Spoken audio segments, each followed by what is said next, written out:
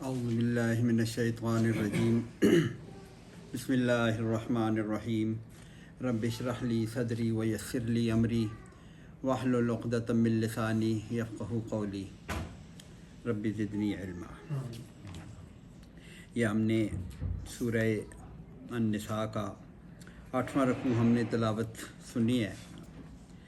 یہ جو پچھلا رکوع ہم نے کیا تھا جس میں پہلی آیت تو وہ مومنوں کو خطاب کر کے وہ شراب کے متعلق جو آیت تھی کہ تم نشے کی حالت میں نماز کے لیے نہ جاؤ، اور پھر وہ تیمم کا اس میں تھا۔ اس کے بعد جو اگلی آیت شروع ہوئی تھی وہاں سے، یعنی آیت نمبر 44 سے الم تر الی الذین اوتوا نصیبا من الکتاب، یہ پچھلے رکوع کی آیت میں بات کر رہا ہوں، وہاں سے یہ اہل کتاب کے متعلق یہ بیان شروع ہوا ہے، اور یہ پھر آگے 13 یا 14 آیتیں اسی کے متعلق ہیں۔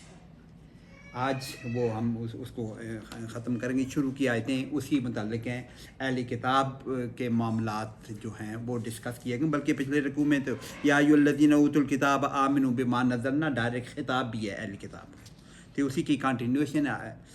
تو وہاں پہ پچھلی آیت جو شروع کی الم تر الی الذین اوتوا نصیبا من الکتاب، یہ ترجمہ ہم نے کیا تھا نا کہ آپ نے ان لوگوں کو دیکھا جن کو کتاب میں سے کچھ حصہ دیا گیا تو پھر وہ کیا کرتے ہیں، یشترون الضلالۃ، یہ کر چکے تھے۔ آج بھی اسی طرح خطاب شروع ہوا ہے۔ الم تر الی الذین اوتوا نصیبا من الکتاب، وہی الفاظ ہیں۔ یہ حضور صلی اللہ علیہ وسلم کو ارشاد فرمایا جا رہا ہے کہ آپ نے کیا ان لوگوں کے نہیں دیکھا کہ یہ کیا معاملہ ہوا ان کے ساتھ، کہ الم تر الی الذین اوتوا نصیبا من الکتاب، کہ کیا آپ نے ان لوگوں کو دیکھا جن کو کتاب میں سے کچھ حصہ ملا۔ اس کا ترجمہ کر چکے تھے۔ کیا بات دکھانا چاہ رہے ہیں اللہ پاک یہاں پہ؟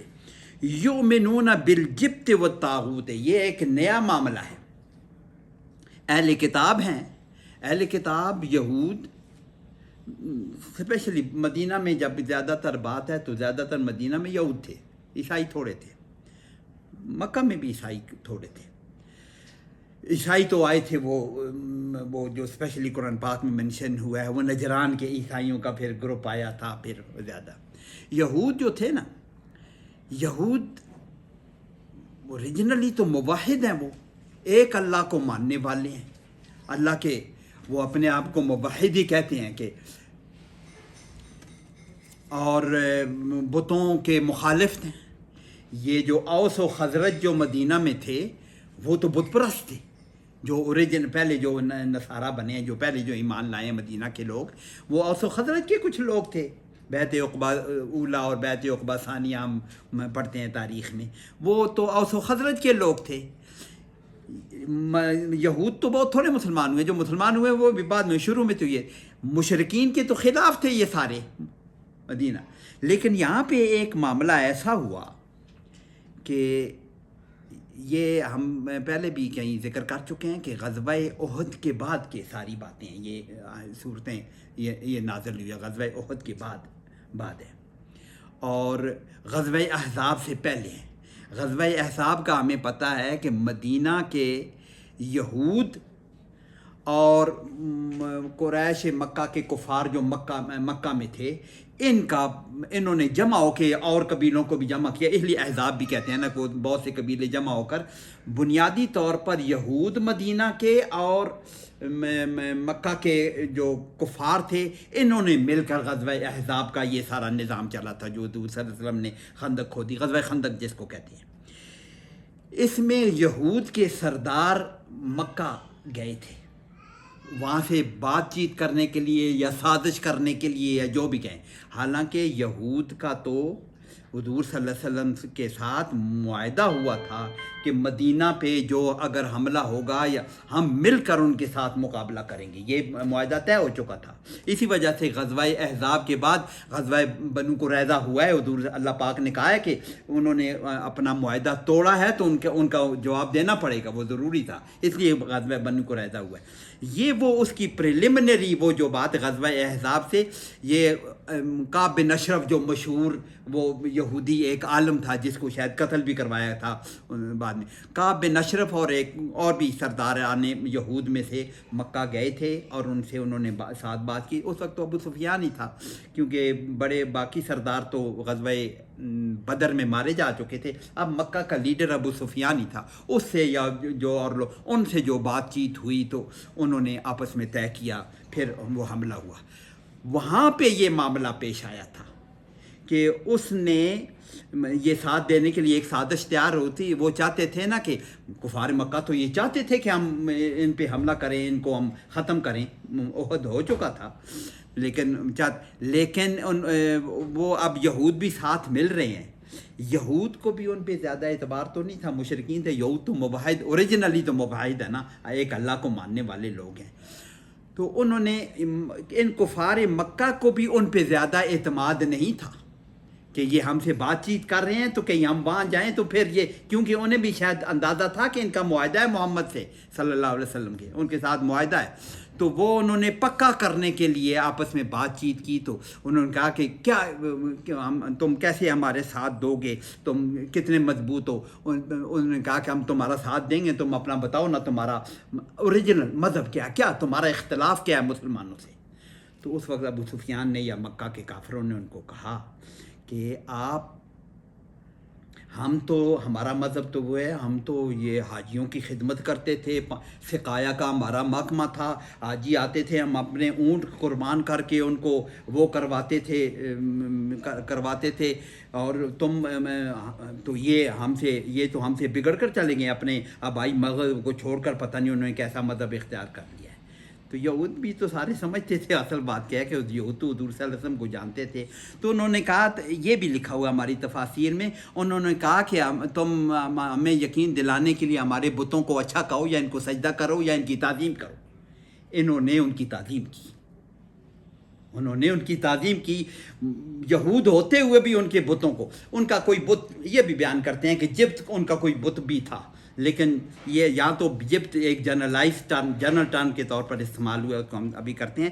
تو یہ اس کی بیک گراؤنڈ یہ ہے کہ اگلا جو سینٹینس آ رہا ہے نا, وَيَقُولُونَ لِلَّذِينَ كَفَرُوا هَؤُلَاءِ أَهْدَىٰ مِنَ الَّذِينَ آمَنُوا سَبِيلًا, اس کا ہم ترجمہ کرتے ہیں. پہلے ان کا کیا ہے کہ وہ یؤمنون بالجبت, وہ مان رہے ہیں جبت کو, ان بتوں کو مان رہے ہیں. یہ اوتو نصیبا من الکتاب, یہود ہوتے ہوئے بھی بتوں پہ ایمان لا رہے ہیں یا بتوں کی مان رہے ہیں. ایمان لانے کو ہم عام طور پر مان لینا کہتے ہیں. وہ ہم فرشتوں پر مانتے ہیں, ہم قیامت کو مانتے ہیں. ماننا ایمان لانے کی اردو میں ہم ایسے پڑھ. تو وہ مان رہے تھے, ان کو مان رہے تھے, ان پہ ایمان لا رہے تھے. انہوں نے دعویٰ کیا کہ ہم مانتے ہیں. اور اگلی بات جو انہوں نے کی ہے وہ بالجبت و طاغوت, اس کو تشریح کرتے ہیں ہم. جبت اور طاغوت دونوں کو الگ الگ کرتے ہیں. جبت کو بھی مان رہے تھے اور طاغوت کو بھی مان رہے تھے. طاغوت کو بھی ترجمہ ہم نے کیا ہوا ہے. آگے بات کیا کر رہے ہیں, وَيَقُولُونَ, اور یہ اہل یہود جو کیا کہہ رہے ہیں, وہ کہتے ہیں لِلَّذِينَ كَفَرُوا, ان کافروں سے, ابو سفیان سے, کفار مکہ سے کہتے ہیں, هَؤُلَاءِ أَهْدَىٰ مِنَ الَّذِينَ آمَنُوا سَبِيلًا, کہ تم لوگ تو جو ایمان لانے والے ان سے تم زیادہ بہتر ہو. کون کہہ رہے ہیں؟ یہود, اللہ کو ماننے والے, نبیوں کو ماننے والے, بتوں کے مخالف. اور کیا کہہ رہے ہیں کہ تم اچھے ہو, حالانکہ انہیں پتہ ہے کہ وہ بتوں کی مخالفت کرنے والے ہیں, ایک اللہ کی بات کرنے والے ہیں, شرک کے مخالف ہیں. اور اس کے باوجود بھی اب وہ اپنی نفسانی خواہشات کے متعلق, یہ طاغوت جو ہوتا ہے نا, نفسانی خواہش بھی ہوتی ہے اس میں, اس کو وہ مان رہے ہیں. اور کیا کہہ رہے ہیں کہ یہ مسلمانوں سے تو تمہارا مذہب اچھا ہے. کیا مطلب ہے؟ للذین کفروا ہؤلاء, یہ لوگ جو ہیں, جو کافر لوگ ہیں, اہدا, زیادہ ہدایت پر ہیں. اہدا احسن اکبر کے اس میں تفضیل ہے. اہدا من الذین آمنوا, ان سے زیادہ ہدایت پر ہیں. سبیلا, ان کا رستہ جو ہے زیادہ ہدایت والا رستہ ہے. تو جبت, ویسے بت کو بھی کہتے ہیں, جبت کہتے ہیں. ویسے تو یہ بھی کہتے ہیں کہ جو بھی اللہ کے علاوہ کسی کی بھی عبادت کی جائے اس کو جبت شمار کرتے ہیں. کلّا کہتے ہیں یعبدو من دون اللہ, جو بھی اللہ کے علاوہ پوجا جائے اس کو جبت کہتے ہیں. لیکن جبت کو ہمارے علماء نے تشریح کی ہے کہ اللہ کے سب کچھ ہونے کا یقین تو ہمیں اللہ سے ہے نا, الہ تو اللہ ہے نا. الہ کس کو کہتے ہیں؟ سب کچھ اللہ سے ہی ہوتا ہے، کرنے والا، ہر چیز کرنے والا وہی ہے. اس کے علاوہ کہیں ادھر ادھر نظر جائے تو اس کا مطلب ہے ہم اس کو الہ مان رہے ہیں نا. اس کے علاوہ اور وہ کسی ساحر پر، کسی جادو پر، کسی ٹونے پر، کسی قبر پر، کسی پیر پر اپنے کام ہونے کے لیے ہمارا نظر جائے، یہ سارا جبت ہے. یہ سارا عبادت میں شمار ہوگا. اگر ان سے مدد مانگی جائے گی، ان پہ نظر جائے گی کہ جادو کی وجہ سے میرا کام ہو سکتا ہے، یا شگون کی وجہ سے. علماء نے، حضور صلی اللہ علیہ وسلم کے شاید کوئی الفاظ ہیں حدیث کے کہ وہ جو پرندوں کی آوازوں سے لوگ شگون لیتے تھے، یا کہ کسی کے ہمارے یہاں بھی کہتے ہیں کوا بولا ہے تو یہ کام ہوگا، ایسے بھی کہتے ہیں نا، یہ کام ہوتے ہیں. تو وہ بھی پرندوں کی آوازوں پہ یا کسی شاعر سے، کسی جادو سے، کئی باتوں پہ وہ اپنے یہ سپرسٹیشنز جن کو کہتے ہیں، اس کو جبت کہتے ہیں. تو یہ جبت کو ماننے والے ایمان کا لفظ میں بولنے کے لیے جبت پر ایمان لاتے ہیں، جبت کو مان رہے ہیں، ان چیزوں کو مان رہے ہیں، یہ مان رہے ہیں، وہ یہ مان رہے ہیں. وہ طاغوت، اور طاغوت کو مان رہے ہیں. طاغوت کا ترجمہ ہم سورہ بقرہ میں پڑھ کے آگے ہیں نا. طاغوت اللہ کی نافرمانی کے درجے ہیں. اللہ کی نافرمانی تو کہ درجہ، ایک درجہ تو یہ ہے نا کہ اللہ کا حکم مجھے معلوم ہے اور میں اس پہ عمل نہیں کر رہا ہوں، گناہ گار ہو رہا ہوں، یہ گناہ ہے، یہ فسق ہے. ایک تو درجہ یہ ہے. دوسرا درجہ یہ ہے مجھے، یا تو دوسرا درجہ یہ ہے کہ مجھے اللہ کا حکم معلوم بھی ہے اور جان بوجھ کے اس کے خلاف کر رہا ہوں، یا اس کے اپوزٹ کام کر رہا ہوں، اس کے کفر کر رہا ہوں. اس کو کفر کہتے ہیں. یعنی اللہ کا مجھے معلوم ہے اور میں کسی اور سے مانگ رہا ہوں، کہ کسی اور سے مانگ رہا ہوں. یہ تو کفر ہوا نا. ایک تو گناہ ہوا، فسق ہوا یا گناہ ہوا، ایک کفر ہوا. تیسرا درجہ یہ ہے کہ میں خود بڑا بن بیٹھوں، میری خواہش سب سے بڑی ہے، میں اسی کے آگے سر جھکا دوں، شیطان کے آگے سر جھکا دوں. شیطان تو کفر میں مبتلا کرتا ہے، شیطان مجھے بڑا بنا، میں شیطان کی پوجا کرنے لگ جاؤں، اس کے پیچھے لگ جاؤں، اپنی خواہش نفس کے مطابق اپنے آپ کو بڑا ماننے لگ جاؤں. یہ طاغوت ہے. یہ چاہے خواہش نفس ہو یا شیطان کی پیروی کرنے ہو، یہ طاغوت ہے. دونوں یہ طاغوت ہے.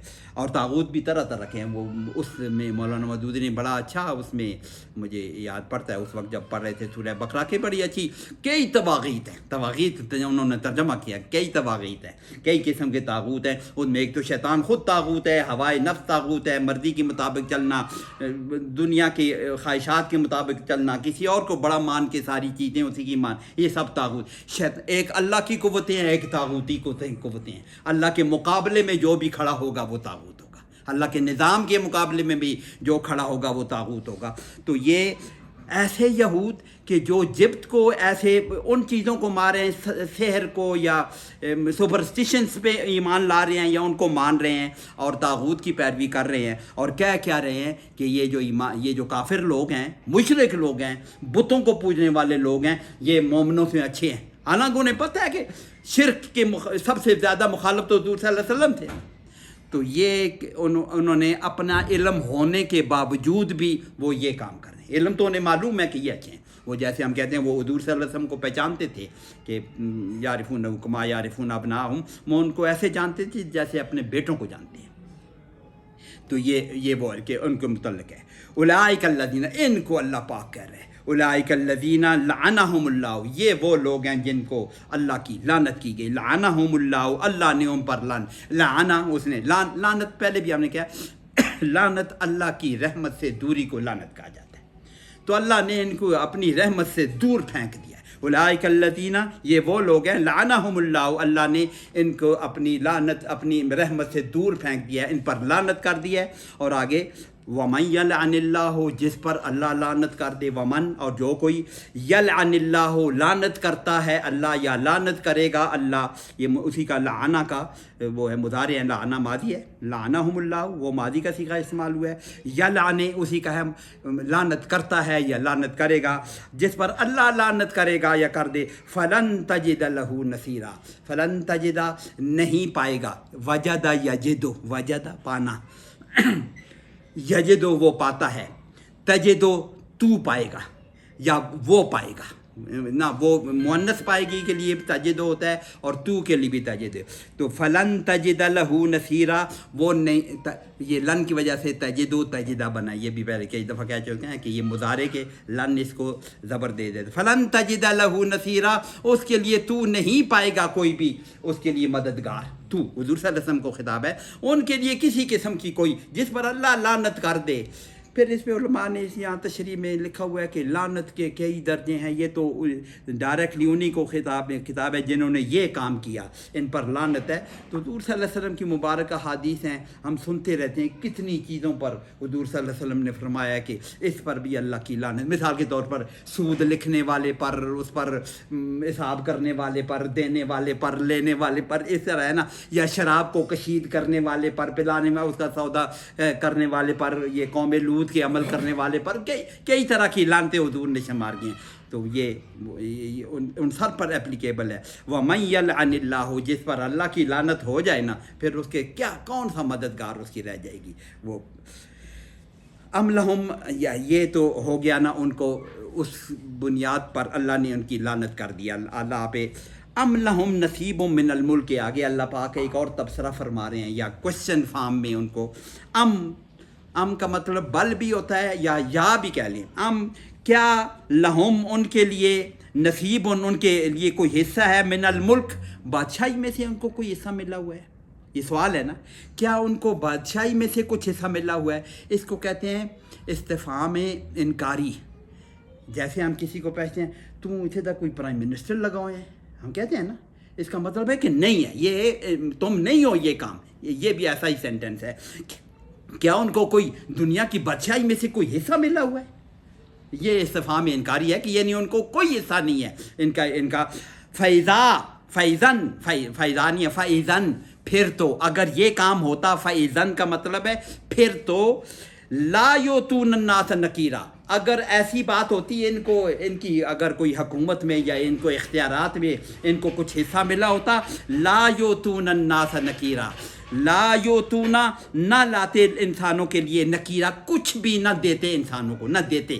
لا عطا یوتونا، وہ ہرگز نہ دیتے انسانوں کو نکیرا. یہ ایسے بخیل لوگ ہیں، یہودیوں کے متعلق ہے، یہ ایسے بخیل لوگ ہیں کہ اگر ان کو حکومت میں سے کچھ ذرا سا حصہ بھی ان کے پاس ہوتا نا، نہیں ہے جو کہ نہیں ہے، اگر ہوتا، یہ انسانوں کو اگلی آیت پھر اسی موضوع پر ہے کہ فلا یؤتون الناس نکیرا، یہ لوگوں کو کچھ بھی نہ دیتے. نکیر، وہ پچھلی دفعہ بھی کھجور کا ذکر آیا تھا. کھجور کو عربوں کے معاشرے میں بڑی اہم بات ہے نا کھجور کا. یہ کھجور کی گٹھلی کے درمیان جو لکیر ہے نا، اس کو نکیر کہتے ہیں. اب اس کے اندر اگر کچھ مال ہوگا، وہ کیا حیثیت ہوگی. یہ بہت معمولی حیثیت بتانے کے لیے نکیر کا لفظ ہے کہ یہ تو اتنا بھی نہ دیتے، کسی کو، لوگوں کو نہ دیتے. یہ اتنے بخیل لوگ ہیں اگر ان کو کوئی حکومت میں کچھ حصہ ملتا. آگے حکومت کا دوبارہ ذکر بھی آ رہا ہے کہ کس حکومت کی بات اللہ پاک کر رہے ہیں آگے. اور پھر آگے دیکھیں لا ہے، قرآن پاک جن کے پاس کھلا ہوا ہے لا لکھا ہوا ہے کہ یہی مضمون آگے کنٹینیوس ہے کہ یا ام یحسدون الناس، یا حسد یحسد، حسد یحسد کیا مطلب؟ حسد کرنا. حسد کس چیز کو کہتے ہیں؟ کہ کسی چیز کی، کسی کو نعمت ملی ہو تو اس کی نعمت اس سے چھن جانے کی تمنا کرنا، یا اس کے پاس نہ ہو. دوسرے کی نعمت پہ حسد ہے کہ اس کو کیوں ملی ہے، اس کو نہ ملے، اس کی ضائع ہو جائے، اس کو حسد کہتے ہیں. یہ ام یحسدون الناس، کیا یہ ان لوگوں پر حسد کر رہے ہیں؟ کیا حسد کر رہے ہیں؟ ابھی بیان کرتے ہیں. علامہ آتاہم اللہ من فضل، کس بات پر حسد کر رہے ہیں؟ علا، اس چیز پر، ما آتاہم اللہ، جو ان لوگوں کو اللہ نے دیا ہے، آتاہم، ان کو دیا ہے اللہ نے، من فضل، اپنے فضل میں سے. یہ کس چیز کا ذکر ہو رہا ہے اللہ پاک؟ یہودیوں کو سب سے بڑی تکلیف کیا تھی؟ یہ تو ہم بار بار بیان کرتے. ان کو تکلیف یہی تھی، وہ انتظار کر رہے تھے ایک نبی کے آنے کا، آخری نبی آنے کا. انہیں پتہ تھا کہ ایک نبی نے آنا ہے. ان کا خیال، جب یہ بنو اسماعیل میں یہ نبی آ گیا، بنو اسرائیل میں نہ آیا. یہودی اب بھی اپنی نسل کو بہت بلند سمجھتے ہیں. اللہ نے قرآن پاک میں بیان کیا ہوا ہے، اللہ نے ان کی نسل کو واقعی فضیلت دی ہوئی تھی. وہ ہم نے پڑھا ہے نا کہ بنی اسرائیل کو اللہ نے فضیلت دی ہوئی تھی. ان کی نسل کو بڑا بنایا ہوا تھا، ان کو دنیا کے حکمرانیہ دنیا کے لیڈنگ رول دیا ہوا تھا، وہ لیڈنگ رول لے کر اللہ پاک نے اس بنو اسماعیل کو دے دیا۔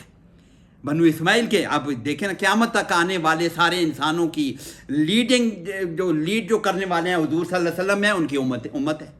تو اس بات پہ انہیں بڑی تکلیف تھی کہ یہ رول ہم سے چھین کر ان کو کیوں دے دیا گیا۔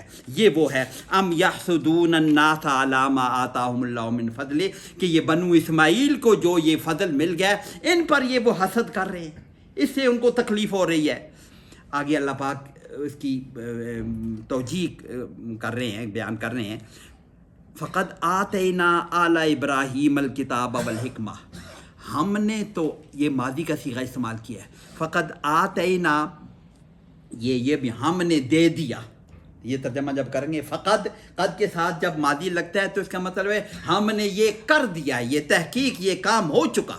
فقد آتینا، ہم نے دے دیا آل ابراہیم الکتابہ، آل ابراہیم کو کتاب دی ہے، والحکمہ، اور حکمت دی ہے، اور آگے وآتیناہم، اور ان کو دیا ہے ملکن عظیمہ، بڑی ملک، بڑی بادشاہی، ملک عظیمہ، ان کو بڑی بادشاہی دیا ہے، بڑا ملک ان کو دیا ہے، بڑی عظیمہ دیا ہے۔ یہ کس کا ذکر ہے؟ یہ دونوں باتیں دونوں پہ اپلیکیبل ہے۔ آل ابراہیم، بنو اسماعیل بھی آل ابراہیم میں سے ہیں، بنو اسرائیل بھی آل ابراہیم میں سے ہے۔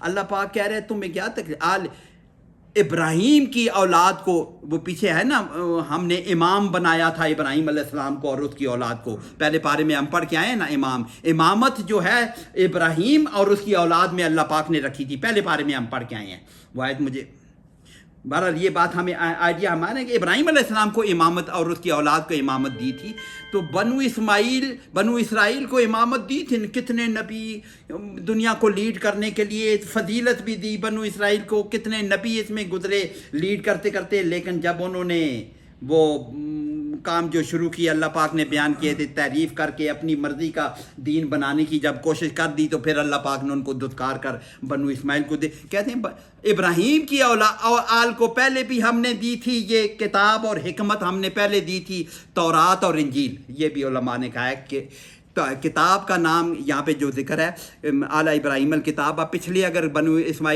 اسرائیل کا کہیں کہ تورات جو ہے کتاب ہے، الحکمت انجیل ہے، یہ بھی علماء نے الگ الگ کیا ہوا ہے، لیکن کتاب و حکمت پہلے ہم نے بنو اسرائیل کو دی تھی، ان کو بادشاہت بھی تھی، وَآتَيْنَاهُمْ مُلْكًا عَظِيمًا، ہم نے ان کو بادشاہت بھی دی تھی۔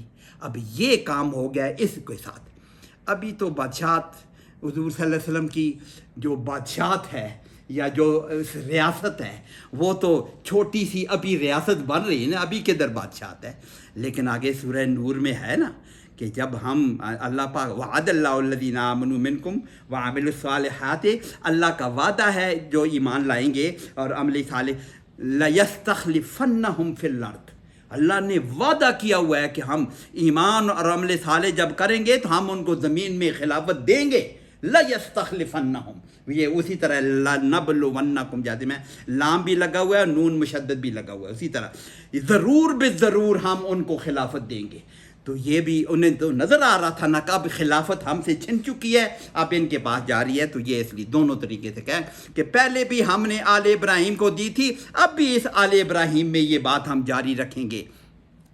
یہ اللہ پاک نے اس سینٹنس میں دونوں باتوں کو کور کیا ہے، ان کو بتانے کے لیے کہ تمہارے پاس تھی تو وہ آل ابراہیم میں سے تھے، ابراہیم کی اولاد، اب یہ بھی اسماعیل میں آئی ہے تو کوئی کہیں دور نہیں گئی، اسی آل ابراہیم میں سے ہے جن کو ہم نے امام بنائے ہوئے، اسی میں سے ہے، ہم ان کو ملک عظیم بھی دیں گے۔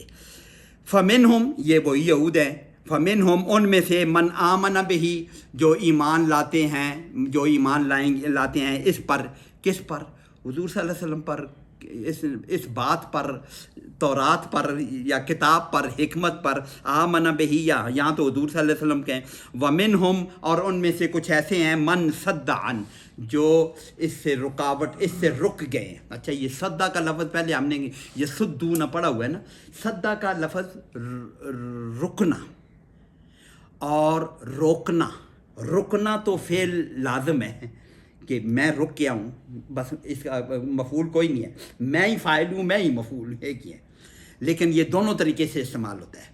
لازم بھی استعمال ہوتا ہے کہ رکنا کے معنی بھی استعمال ہوتا ہے, اور روکنے کے معنی میں بھی استعمال ہوتا ہے کہ کسی کو روکنا. دونوں میں لازم اور متعدی دونوں میں استعمال ہوتا ہے. تو دونوں ترجمے کا, ان میں سے کچھ ایسے ہیں جو رکے ہیں یا روکتے ہیں. اس حضور صلی اللہ علیہ وسلم کے پاس جانے سے یا اس دین میں آنے سے خود بھی روکے ہیں اور دوسروں کو بھی روکتے ہیں. اور وکفا بجہنم سعیرا, وکفا اور کافی ہے, کفایت کرے گا. یہ پہلے بھی لفظ پڑھا ہوا ہے ہم نے. بجہنم اس کے ساتھ بے لگتا ہے, کفا کے ساتھ جو پریپوزیشن لگتی ہے بے لگتی ہے. ان کے لیے کافی ہے جہنم سعیرا, جلانے والی آگ ان کے لیے. پر ایسے لوگوں کے لیے جو یہ کام کرتے ہیں, جو اس پہ ایمان بھی نہیں لاتے اور جو روکتے ہیں, جو روکنے والے لوگ ہیں, ان کے لیے یہ جہنم جلانے کے لیے کافی ہے. یہ تو یہود کے متعلق ذکر تھا. اگلی آیت آ رہی ہے کہ اب کافر تو وہ بھی ہیں جو اللہ کو نہیں مان رہے, اللہ کے رستے سے روک رہے ہیں, یؤمنون بالجبت والطاغوت کر رہے ہیں. تو کفر ہے نا, وہ کفر تو ارتکاب کر رہے ہیں, اس کا تو بتا دیں. اللہ پاک دوبارہ فرما رہے ہیں ان الذین کفروا. یہ کفروا کیوں فرمایا؟ اس میں سارے کافر شامل ہو گئے, کیونکہ آگے جو بات بیان ہو رہی ہے نا وہ سارے کفر کرنے والوں پر لاگو ہوگی. ان الذین کفروا, یہ والے کافر ہیں یا مکے والے مشرک یا جو بھی کفر کا اختیار کرے گا, بآیاتنا, ہماری نشانیوں کے ساتھ, ہماری آیات کے ساتھ, جنہوں نے کفر کیا, سوف نصلیہم نارا, ان کو آگ کو بیان کر دیا. ان کو یہ کہ یہ سارے کافروں کو ہم آگ میں, نصلیہم نارا, ہم ان کو جھونکیں گے, ان کو پھینکیں گے, عنقریب پھینک دیں گے, ان کو ہونے والا ہے. کلما, جب بھی, کلما کا ترجمہ جب بھی, کہ جس وقت بھی یہ کام ہوگا, یعنی یہ کام بار بار ہوگا, ہو سکتا ہے. کلما ناضجت جلودہم, ناضجت جلودہم, جلودہم جلد کو جلد کہتے ہیں, اس کی جمع جلود ہے. ناضجت, ناضجہ ینزجو ہے, شاید سامع یسمعو کی طرح ہے.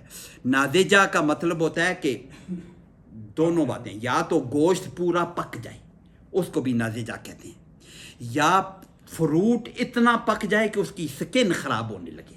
فروٹ کا بھی خوب پکنا جو ہے نا, اس کو کہتے ہیں ناضجہ. دونوں, گوشت کو خوب پک جائے اس کو کہتے ہیں. اچھا, یہ گوشت کے پکنے کی وجہ, یہ میرے خیال میں یہ جو سلاخیں ہوتے ہیں سیخیں لگانے کے لیے, اس کو منزاج کہتے ہیں. یہ سریے جو ہوتے ہیں, سیخیں جو ہوتی ہیں, اسی سے وہ نکلا ہوا ہے منزاج, گوشت پکانے کے لیے جو سریا. تو کلما, جب بھی, ناضجت جلودہم, ان کی جلدیں, ان کی جلود, ان کی سکن, یا کیا اردو میں کیا کہیں گے, جلود ہی کیا کہیں, چمڑے, ہاں, ان کی کھالیں, ہاں کھانے, اچھا اللہ, ان کی کھالیں جل جائیں گی. ناضجت واحد مؤنث کا صیغہ ہے, جلودہم نا, وہ ہم نے پہلے کئی بار کہا کہ یہ جو جمع مکسر ہوتی ہے اس کے لیے واحد مؤنث کا صیغہ لگتا ہے. کلما ناضجت جلودہم, جب بھی ان کی سکن, کھالیں پک جائیں گی, جل جائیں گی, اور ایسی جل جائیں. ناضجت جلودہم بدلناہم جلودن غیرہا, ہم بدل دیں گے ان کے لیے, جلودن غیرہا, دوسری جلدیں ان کے لیے لے آئیں گے. کلما, جب بھی کا کیا مطلب ہے, اس کے لیے علماء نے لکھا ہے, جب بھی کا مطلب ہے کہ دوزخ کی آگ کی تو سختی ایسی ہے کہ آپ دیکھیں نا, ہماری سکن, ویسے دنیا کی آگ میں سکن کو ہم جھونکے کتنی دیر لگتی ہے سکن کو جلنے میں, تو دوزخ کی آگ پتہ نہیں کتنے گنا سے زیادہ وہ آگ ہے, اتنی آگ ہے. کہتے ہیں نا کہ سب سے کم عذاب جس کو دیا جائے گا, اس کو صرف اس کے پاؤں میں دوزخ کی 2 انگاریاں ڈال دی جائیں گی, یا اس کے جوتے, اور اس کی وجہ سے اس کا دماغ ایسے کھولتا ہوگا جیسے ہانڈی کھولتی ہے, وہ اتنی سخت آگ ہے. تو اس میں سکن کی کیا حالت ہوگی؟ تو یعنی کہ اس کی سکن تو سیکنڈوں میں, موجودہ نظام کے حساب سے اگر ٹیک آن ٹائم, سیکنڈوں میں غائب ہو جائے گی, جل جائے گی, اور پھر وہ بار بار تبدیل, اس کا ترجمہ ہے بار بار یہ سکن اللہ تبدیل کرے گا. اور یہ بھی لکھا ہوا ہے کہ ایک دن میں, وہاں تو دنوں کا حساب ایسا نہیں ہوگا نا, جو پتہ نہیں ہوا کیا نظام ہوگا, رات دن کا وہاں نظام کیا ہوگا. اگر یہی نظام, ایک دن میں سینکڑوں ہزاروں مرتبہ یہ سکن ان کی تبدیل ہوگی, بار بار یہ کام ان کے ساتھ ہوتا رہے گا. کلما, جب بھی ان کی سکل جائے گی.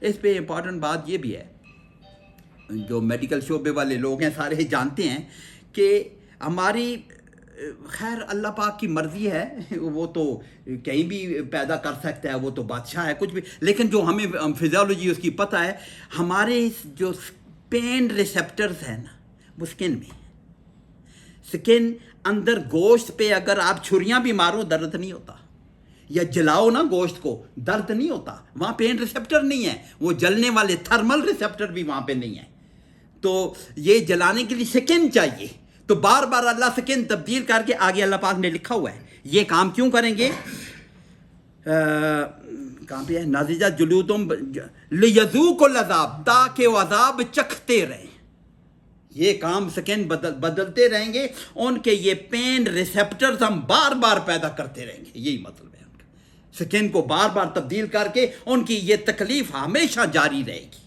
یہ اللہ پاک اس لیے کہہ رہے ہیں۔ تو یہ کتنا خطرناک بات ہے کہ اللہ دوزخ کی اس سختی کو بیان کر رہے ہیں کہ دوزخ آگ جلاتی رہے گی، اور سکن ویسے ہم دیکھیں نا میڈیکل شعبے میں رکھنے والے ہم کہا کرتے ہیں نا کہ ہم نے پڑھا تھا نا کہ اگر سکن پارشلی جل جائے نا تو بہت پینفل ہوتی ہے، اگر کسی کو آگ لگتی ہے نا پارشل سکن برن ہونا جی وہ بہت پینفل ہوتا ہے، تو اگر پوری سکن جل جائے پھر درد نہیں ہوتا، تو یہ اللہ پاک یہ کہ ان کی سکن تبدیل کرتا رہے گا، فریش سکن لگاتا رہے گا تاکہ لیذوقوا العذاب، ان کو عذاب چکھتے رہیں، لیذوقوا العذاب۔ وقف آگے کیا ہے، کل ان اللہ کان عزیزا حکیم، اللہ بڑے غالب اور حکمت والا ہے، یہ اللہ کی کیسی حکمتیں ہیں جو ہمیں سمجھ آ رہی ہیں، اللہ اس کام پہ بڑا غالب بھی ہے اور حکمت والا ہے۔ اور یہ اگلی آیت پہ یہ بات ختم ہو رہی ہے، جو یہود والی بات تو یہاں ختم ہوئی، آگے اگلی آیت اللہ پاک کا یہ قرآن پاک میں جگہ جگہ دیکھیں جب کفر کے نظام کو اور اس کے عذاب کو بیان کرتا ہے تو اکثر اوقات اللہ پاک اس کے مقابلے میں مومنوں کا ذکر کرتا ہے، جنت کا ذکر کرتا ہے، ادھر دوزخ کا ذکر کر رہا ہے، ادھر جنت کا ذکر، والذین آمنوا، اور وہ لوگ جو ایمان لائے ہیں، اللہ پاک ذرا وعملوا الصالحات، جنہوں نے یہ نیک عمل کیے، ترجمہ ہمیں پتہ ہے، سندخلہم جنات، سند ان قریب، ندخلہم ادخلا یدخلن، ہم داخل کر دیں، ندخلہم ہم ان کو داخل کریں گے، جنات باغوں میں، جنتوں میں، تجری من تحتها الانہار، ترجمہ تجری جاری ہیں، بہتی ہیں، یہ بھی واحد مؤنث کا صیغہ ہے جنات کے لیے، تجری من تحتها الانہار، ان کے نیچے نہریں بہتی ہوں گی۔ وہ کسی حضرت ڈاکٹر اسرار رحمۃ اللہ علیہ وہ کیا نا، یہ آپ کانسیپٹ ایسے کریں گے، پہاڑی علاقہ ہو، بڑے اچھے درخت ورخت لگے ہوں، خوبصورت جگہ ہو، تو ان کے نیچے جو پانی بہہ رہا ہوتا ہے اس قسم کا منظر ہے، اس لیے تحت نیچے کے نیچے نہریں بہتی ہوں گی، ان کے نیچے نہریں بہتی ہوں گی، خالدین فیہا ابدا، خالدین فیہا وہ اس میں ہمیشہ رہیں گے، ابدا کا بھی مطلب ہے ہمیشہ، مزید تاکید کے لیے کہ یہ جو ایمان لانے والے ہیں وہ یہ اسی طرح تاکید ہے، وکلم اللہ موسیٰ تکلیما، اسی طرح کہ خالدین فیہا وہ اس میں ہمیشہ رہیں گے، ابدا کا بھی مطلب ہے ہمیشہ رہیں گے، آگے دوبارہ بھی آ رہا ہے اس پہ، وہ اس میں ہمیشہ ہمیشہ کے لیے رہیں گے، لہم فیہا ازواج، لہم فیہا ان کے لیے، فیہا اس میں، ان جنتوں میں، فیہا اس میں، ازواج جو جوڑے ہیں، بیویاں ہیں، مطہراتن پاکیزہ، مطہراتن طہر یطہر، مطہرہ پاکیزہ، باب تفیل سے ہے نا اس کو، مطہرہ مطہرہ، ہا کے اوپر زبر ہے، دیکھو طہرہ یطہر پاک کرنا، وہ آیت تطہیر ہم پڑھتے ہیں نا، انما یرید اللہ لیذھب عنکم الرجس ویطہرکم تطہیرا، وہ سورہ احزاب میں جو ہے، پاک کرنا، طہرہ یطہر پاک کرنا، اس کا جو فاعل بنتا ہے نا وہ بنتا ہے مطہر، مطہر، مطہر کون ہوگا؟ پاک کرنے والا، تو مطہر کے بجائے مطہر جب کریں گے، یہ جو ہے مطہر کریں گے، جو پاک کیا جائے، جو پاک کیا ہوا ہو تو اس کا مؤنث ہے مطہرہ، پاکیزہ بیویاں، پاکیزہ بیویاں، وندخلہم وہی لفظ ہے، ہم داخل کریں گے ان کو، ذلًا ذلیلا، سایہ دار جگہوں میں، ذلیلا کا مطلب ہے بہت ہی، دوبارہ استعمال کیا نا، کلم اللہ موسیٰ تکلیما کی طرح، مزید تاکید کی، بہت گھنی چھاؤں والی جگہ پہ ہم ان کو داخل کریں گے۔ یہ اللہ پاک، اللہ نعمتیں اللہ پاک جنت کی گنواتا رہتا ہے، وہ نہریں بھی اور پانی بھی، وہ عرب صحرائی علاقہ تھا نا، تو ان کو سمجھانے کے لیے ایسی نعمتیں بیان کرتا جو ان کو زیادہ لبھائیں، وہاں پہ گرمی کی شدت اور یہ جب یہ پانی بہہ رہا ہے اور سایہ دار جگہ ہے تو ان کو لبھانے کے لیے. لیکن جنت کی نعمتیں تو حضور صلی اللہ علیہ وسلم کے مبارک فرمان کے مطابق کہ کوئی عقل سوچ نہیں سکتا ایسی نعمتیں. وہ سمجھانے کے لیے ذرا سا لبھانے کے لیے اللہ پاک بیان کرتا ہے, ورنہ جنت کے جو اصلی جو نظام ہے وہ ہماری سمجھ سے بھی باہر ہے, شاید وہ پتہ نہیں کیا نظام ہوگا. تو ذلًا ذلیلا یہ تو ختم ہو گیا. اب یہ جو یہود کے ساتھ جو اللہ پاک نے بیان کرنا تھا, یہ اگلی 2 آیتیں جو آ رہی ہیں بہت ہی اہم, ہمارے اسلامی نظام اور کے لیے بہت ہی اہم قسم کی 2 آیتیں ہیں. ان اللہ, بے شک اللہ, یامرکم, اب یہ مومنوں کو خطاب ہے. یامرکم, یہ قرآن تو خطاب کی خطابی انداز ہے نا, تو بغیر جیسے تقریر کرنے والا کبھی کدھر خطاب کر رہا ہوتا ہے کبھی کدھر خطاب کر رہا ہوتا ہے, وہ بدلتا رہتا ہے اس کا مخاطب. تو اب دیکھیں یہود کی بات کرتے, اب اللہ کا رخ ٹوٹلی مومنین کے. ان اللہ یامرکم, یہ مومنوں کو کہہ رہا ہے بغیر یا ایھا الذین آمنوا کیے بغیر, ڈائریکٹ. اللہ تمہیں حکم دیتا ہے کہ ان تؤدوا الامانات الی اہلہا, ان تؤدوا, کہ تو ان ادا یؤدی ہے شاید, تؤدوا تم دے دو, حوالے کر دو, ادا کر دو, پہنچا دو. اس کا سب کا ان تؤدوا تم پہنچا دو, تم حوالے کر دو امانات کو, امانت کی جمع امانات ہے, الی اہلہا, اپنے ان کے اہلوں کو پاس. ایک تو سیدھا سا کانسیپٹ ہے نا کہ امانت جس کی میرے پاس ہے, جو میرے پاس کسی نے کوئی چیز رکھوائی ہوئی ہے وہ امانت, اسی کو امانت عام طور پر کہا جاتا ہے نا. لیکن یہ امانت اس کے حوالے کر دو جب اس کو دی جانی ہے. اس طرح نہیں ہے. یہ آیت حضور صلی اللہ علیہ وسلم, یہ آیت نازل ہو چکی تھی. یہ تو ہم کہہ رہے ہیں نا, یہ سورہ نساء غزوہ احزاب سے پہلے نازل ہوئی ہے. یہ ابھی ہم نے تھوڑا سا ذکر کیا ہے.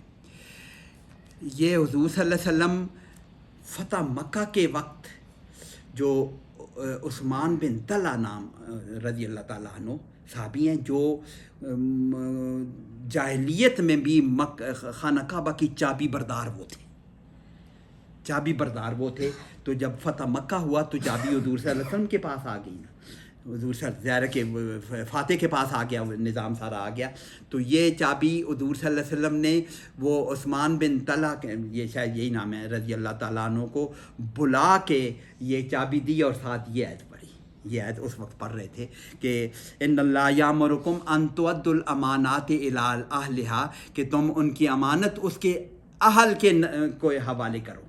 تو یہ حضور صلی اللہ علیہ وسلم امانت کیا کون سی کر رہے تھے, اس کا ایک عام قسم کا عہدہ تھا, اس کا ایک رسپانسبلٹی تھی, اس کو ایک عہدہ تفویض کیا. جیسے وہاں پہ نظام ہوتا تھا نا کہ پانی کون پلائے گا حاجیوں کو, سقایا اس کو کہتے تھے, ان کے رہنے کا بندوبست کون کرے گا, خوراک کا بندوبست کون کرے گا, اور کیا خدمتیں طے تھیں. اور قریش اس میں جاہلیت میں بھی بڑھ چڑھ کر اس میں حصہ لیتے تھے, لوگ حصہ لیتے تھے. سقایا والے, سقایا شاید حضرت عباس کے ذمہ تھی.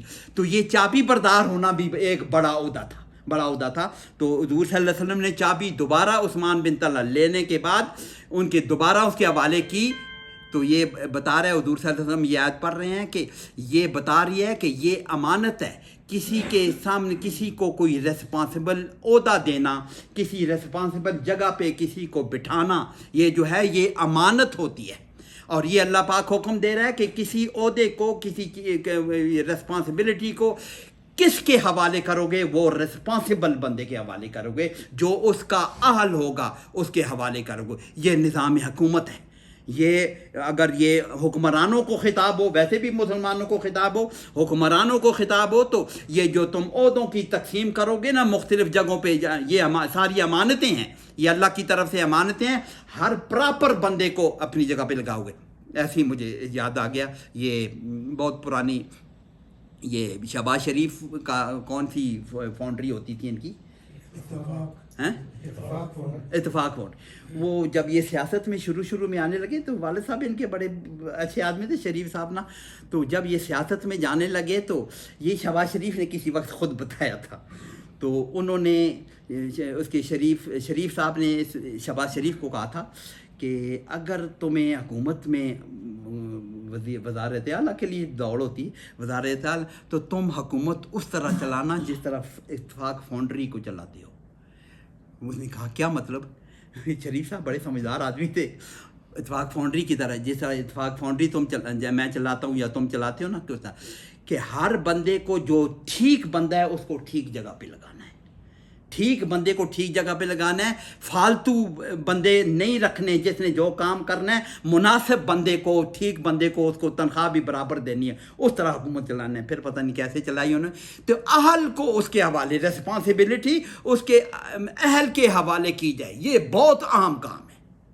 جس معاشرے میں میرٹ پر دی جائے گی، میرٹ پر کسی کو کوئی ذمہ داری دی جائے گی، یہ یا حکمران کوئی بھی، ہم اگر ہمیں ووٹ دینا پڑتا ہے، یہ ہمارے ہاتھ میں ہے نا کہ ہم اپنے حکمران کون سے منتخب کرتے ہیں، ہم ایک ذمہ داری دے رہے ہیں، ہمارے پاس تو اتنی حیثیت ہے نا اپنے ووٹ کے ذریعے سے کسی کو ذمہ داری دے رہے ہیں۔ یہ ہماری ذمہ داری ہے کہ ہم اہل بندے کو ووٹ دیں گے جو اس کام کا اہل ہوگا۔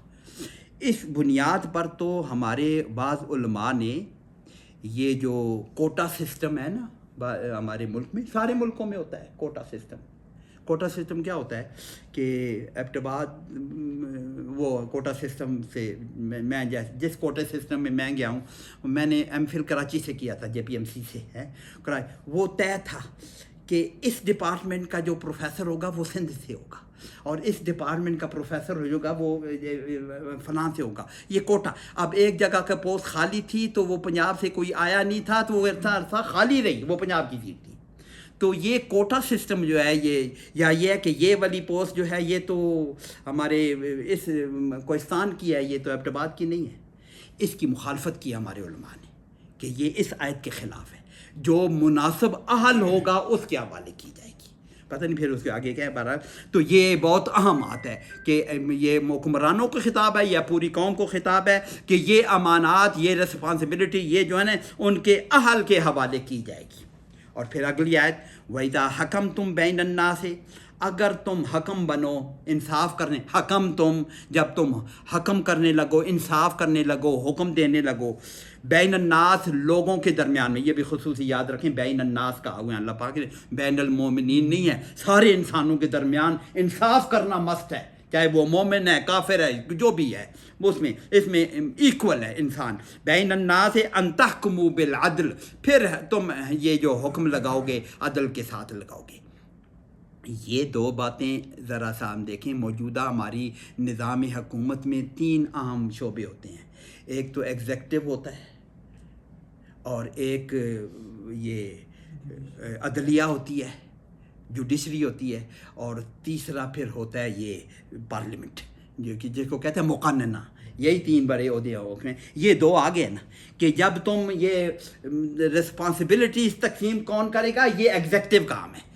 اور یہ اذا حکمتم بین الناس، دیکھیں نا اس میں بھی پہلے آ جائے گا نا کہ کسی کی جو جج بنایا جائے گا وہ بھی آل ہوگا، جس کو جج بھی بنایا جائے گا نا وہ بھی پیچھے ہم پڑھ کے آ جائیں گے نا، ٹھیک ہے، یہ ہمارے سپریم کورٹ، ہائی کورٹ، یہ عدالتوں کے جج بھی ہو سکتے ہیں۔ پچھلے ہم ایک دو رکوع پہلے پڑھ کے آ گئے ہیں نا کہ میاں بیوی کے درمیان جھگڑا ہو جائے تو حکم من اہلیہ و حکم، وہ بھی ایک حکم ہے نا، وہ بھی انصاف ہے۔ لوگوں اس سطح پر بھی تو کبھی کسی کو بھی کوئی انصاف کا موقع مل سکتا ہے نا، تو اس میں وَإِذَا حَكَمْتُمْ بَيْنَ النَّاسِ، اس کو عدل کے ساتھ کرو گے۔ إِنَّ اللَّهَ نِعِمَّ مَا يَعِظُكُمْ بِهِ، بے شک اللہ نعم ما یعظکم بہ، یعظکم یہ تو واضح ہے نا، وعظ یعظ، وہ نصیحت کرتا ہے، وہ واعظ کرتا ہے۔ یہ ابھی 2 دن پہلے بھی شاید یہ لفظ پڑھا تھا، یعظکم بہ، اس کے نعم ما کہاں سے آیا، ما کو ہٹا دیں، ما یعظکم جو نصیحت کرتا ہے جس چیز کی،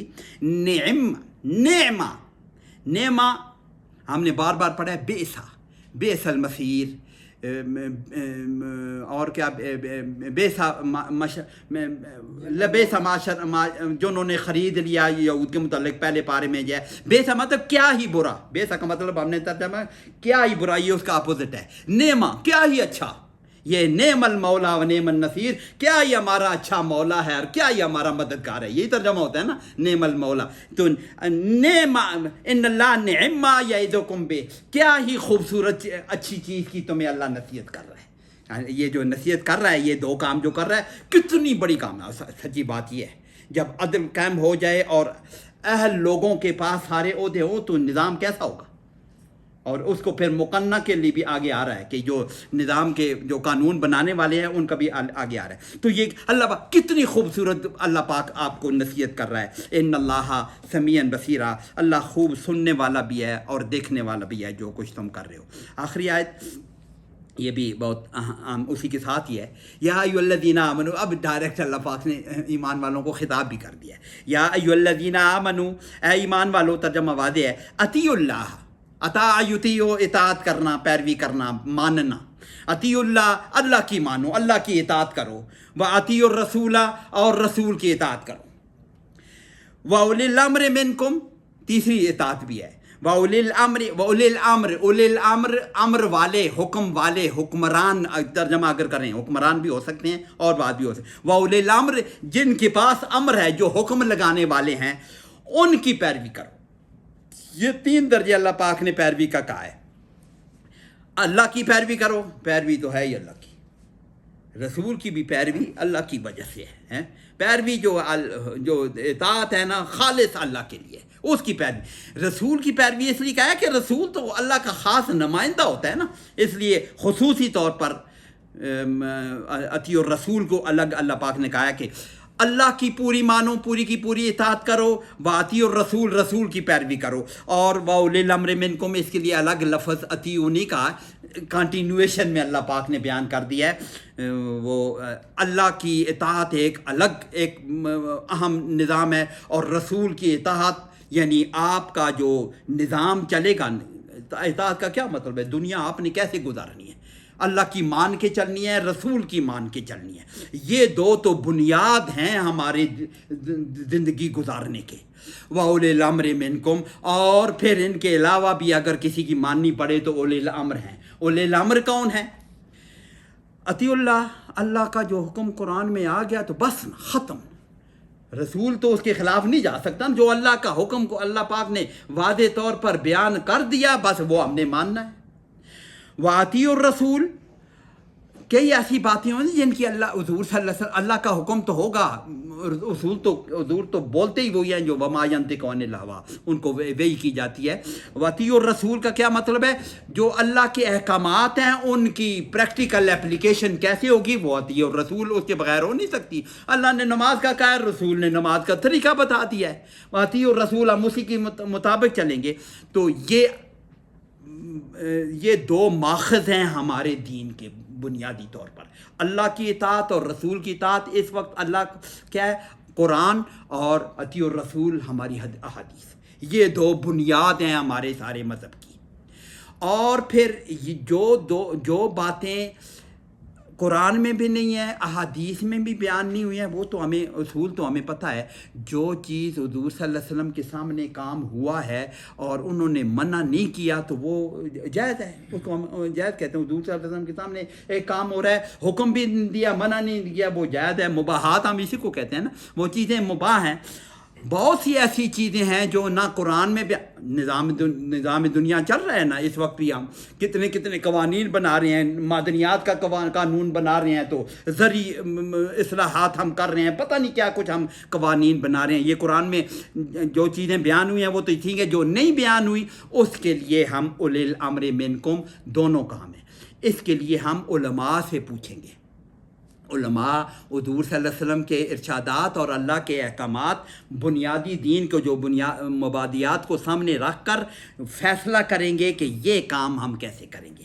وہ دیکھیں گے نا کہ کہیں اللہ کے حکم کی خلاف ورزی تو نہیں ہو رہی، یا رسول کے حکم کی خلاف ورزی تو نہیں ہو رہی. اس کے مطابق ہم ٹھیک ہے، اگر ان کی خلاف ورزی نہیں ہوئی تو وہ کہیں گے ہاں یہ کام یوں کرنا چاہتے ہیں یوں کر لیں، یوں کرنا چاہتے ہیں یوں کر لیں. ایسی ہے نا ہماری یہ مقننہ ہے. یہ تیسرا شعبہ بیان ہو رہا ہے، اللہ پاک ان کو کہہ رہا ہے، یہ ان لوگوں کو کہہ رہا ہے جو قانون بنا رہے ہیں. یہ مقننہ بیان ہو رہی ہے کہ پارلیمنٹ کو کہا جا رہا ہے کہ کیسے کیسے قانون واولی الامر.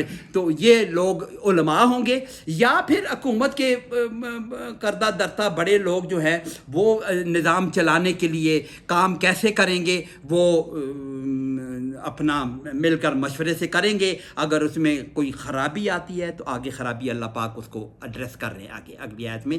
تو اولی الامر علماء بھی ہو سکتے ہیں اور حکومت کے کارندے بھی ہو سکتے ہیں جب وہ اللہ کے خلاف نہیں جائیں گے. اس لیے اطیعوا اس کے ساتھ نہیں لگایا. ان کا یہ والا اولی الامر جو ہے اطیعوا الرسول اور اطیعوا اللہ کے خلاف نہیں جا سکتے. اللہ کے اور رسول کے خلاف وہ نہیں جا سکتے. اگر کہیں کسی کو شک ہو کہ یہ جو ہماری حکومت کر رہی ہے یا ہمارے یہ عالم صاحب جو ہمیں بتا رہے ہیں یہ اللہ کے حکموں کے خلاف ہے تو اس کو فَإِن تَنَازَعْتُمْ، اگر کسی بات پہ تمہارا تنازع ہو جائے، نازع ینزع کہتے ہیں نا، تو اس کو جب باب کیا مفعلہ میں ڈالتے ہیں تنازعتم، جب آپس میں تمہارا تنازع ہو جائے، جھگڑا ہو جائے، فیصلہ نہ ہو جائے، فی شیء کسی بھی چیز میں، فردوا الی اللہ، اس کو اللہ کی طرف لوٹا دو، والرسول اور رسول کی طرف لوٹا دو کہ اس کا فیصلہ اللہ سے کرواؤ یا رسول سے کرواؤ. اللہ اور رسول سے جب ایسے موقع آ جاتے ہیں. میں یہ 3-4 دن پہلے میں کسی بندے کی تقریر سن رہا تھا، وہ بڑا اچھا اس نے کیا تھا. وہ اس بات پہ ڈسکس کر رہا تھا کہ یہ فاتحہ خلف الامام جو ہمارا جھگڑا ہوتا رہتا ہے کہ امام کے پیچھے فاتحہ پڑھنی چاہیے یا نہیں پڑھنی چاہیے، دونوں قسم کی احادیث ہمارے پاس موجود ہے. دونوں قسم. اس نے ایک بڑی زبردست بات کی. تو ان کا دونوں قسم کی احادیث موجود ہیں. جو فاتحہ خلف الامام کے قائل ہیں وہ بھی بہت سے صحابہ ہیں، اور فاتحہ خلف الامام کے جو مخالف ہیں وہ بھی بہت سے قائل ہیں. ان میں ایک ایسی حدیث ہے عبادہ بن ثابت والی ہے یا جو یہ بیان کرتے ہیں کہ میں حضور صلی اللہ علیہ وسلم کے پیچھے صبح کی نماز پڑھی تو وہ صبح کی نماز میں تلاوت خود کر رہے، اونچی آواز میں تلاوت کر رہے تھے. حضور صلی اللہ علیہ وسلم بعد میں کہا تم میں سے کون قرآن پاک پڑھ رہا تھا تو مجھ پہ بھاری ہو گئی تھی تلاوت، اس قسم کی بات کی تھی تو تم مت پڑھا کرو الا فاتحۃ الکتاب، کہ تم اور کچھ نہ پڑھا کرو سوائے سورہ فاتحہ کے. اچھا، مختلف احادیث ہیں. کچھ تو بہت سے صحابہ اپنے طور پر اس کے حق میں ہیں کہ فاتحہ خلف الامام ہونی چاہیے، بہت سے صحابہ اس کے مخالف بھی ہیں. اب یہ جب دونوں ہیں تو جو علماء اس طرف گئے ہیں نا کہ فاتحہ خلف الامام ضروری ہے، وہ اس حدیث کی بیس پر گئے ہیں. اس کا یہ ہے کہ یہ فردوا الی اللہ والرسول، رسول کی طرف. جب صحابہ ادھر صحابہ بول رہے ہیں ادھر صحابہ بول رہے ہیں، اب فیصلہ کس سے کرائیں؟ وہ حدیث ڈھونڈو جو مرفوع ہو، جو رسول تک پہنچ رہی ہے. وہ عبادہ بن ثابت والی پہنچ رہی ہے. تو پھر وہ اس لیے وہ قائل ہو گئے ہیں کہ ردوا الی اللہ. ایسے بہت موقع آ جاتے ہیں کہ جب آپس میں فیصلہ نہ ہو، ادھر بھی بڑے دلائل ہیں ادھر بھی بڑے دلائل ہیں، تو پھر اگر حضور کی طرف مرفوع حدیث مل جاتی ہے اس کی طرف ہے. تو بہت سے معاملات ایسے آ جاتے ہیں. لیکن ایسے بھی بہت سے معاملات ہیں جو نہ قرآن میں مینشن ہوئے ہیں نہ حدیث میں مینشن ہوئے ہیں، تو اس میں تنازع ہو جائے تو پھر کیا کریں؟ تو اس کے لیے اس وقت اگر آپ نے یہ پیچھے ان تؤدوا الامانات الی اہلہا ٹھیک کیا ہوا ہے، اگر آپ نے عدلیہ ٹھیک بنائی ہوئی ہے تو پھر یہ تنازع ان کے پاس لے کر جائیں گے. وہ اللہ اور رسول کے حکم کے دائر اللہ اور رسول کے حکم کی تشریح وہ کریں گے. یہ ان کی بات بھی جیسے وہ بھی اہل لوگ ہوں گے تو پھر وہ اس کو فَإِن تَنَازَعْتُمْ، اگر کسی بات میں تمہارا تنازع ہو جائے، پھر تم نے اس کو اللہ اور رسول کی طرف، اللہ کا حکم اگر سامنے آ گیا ختم، رسول کا حکم سامنے آ گیا ختم، اگر نہیں آیا تو پھر اس کمیٹی کے وہ جو کہتے ہیں شریعہ کورٹ کے پاس سے فیصلہ کرواؤ ہیں، ان لوگوں سے پھر فیصلہ کراؤ. فردوا الی اللہ والرسول ان کنتم تؤمنون، اگر تم ایمان والے ہو نا باللہ والیوم الاخر، اللہ پر اور آخرت کے ایمان پر، اس پر تمہارا اگر ایمان ہے تو پھر تم یہ کام یوں کرو گے. تو ان 2 آیتوں میں اللہ پاک نے یہ پورے نظام حکومت کا ایک نقشہ اللہ پاک نے بتا دیا ہے. اب اس کو ذرا آدمی سوچ لینا کہ ساری عہدیدار بھی ٹھیک سلیکٹ کیے جائیں اور ہماری عدلیہ بھی ٹھیک سلیکٹ کی جائے اور ہماری مقننہ ان بیسس پر ہمارے قوانین بنائے تو کیا نظام بنے گا. اللہ پاک کہہ رہے ہیں ذالک خیر، یہ بہت اچھی چیز ہے، وَأَحْسَنُ، اور بہت ہی اعلیٰ چیز ہے، تعویل کے حساب سے، انجام کے لحاظ سے یہی کام سب سے اچھا ہے. تو اللہ پاک ہمیں اس بات کی سمجھ کی عمل کی توفیق عطا فرمائے. یہ قرآن کی حد تک تو ٹھیک ہے، پھر